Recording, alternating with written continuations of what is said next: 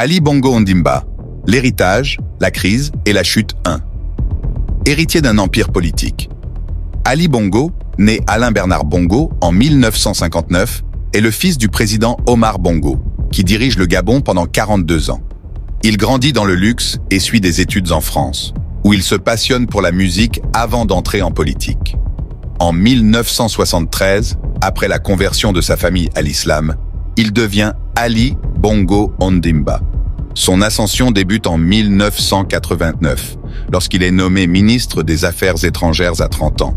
Mais il est contraint de quitter son poste après une réforme constitutionnelle. Il rebondit en devenant ministre de la Défense en 1999, un poste stratégique qui le rapproche du pouvoir. Deuxième mariage avec Sylvia Bongo et influence grandissante. En 1988, il rencontre Sylvia Valentin, qu'il épouse en 2000. Sylvia devient une première dame influente, impliquée dans les affaires de l'État via la fondation Sylvia Bongo Ondimba. Leur fils Noureddine Bongo Valentin joue aussi un rôle clé, notamment après l'AVC d'Ali Bongo en 2018. Troisième, prise de pouvoir et élection contestée. Après la mort d'Omar Bongo en 2009, Ali Bongo remporte l'élection présidentielle, mais l'opposition crie à la fraude. En 2016, il se représente contre Jean Ping.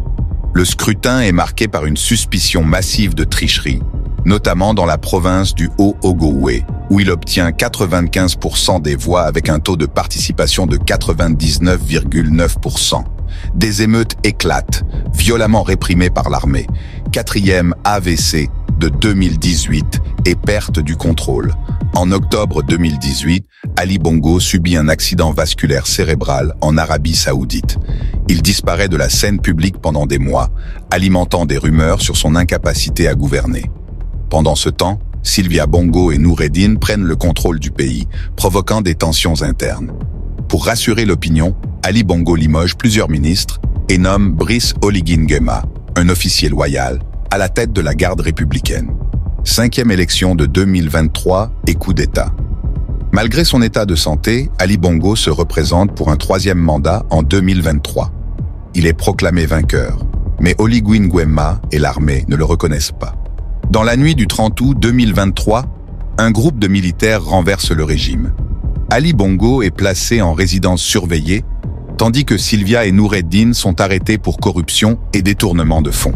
6.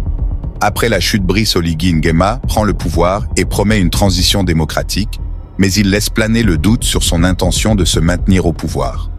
Pendant ce temps, Ali Bongo est libéré mais reste isolé, tandis que sa famille fait face à des poursuites judiciaires. Conclusion.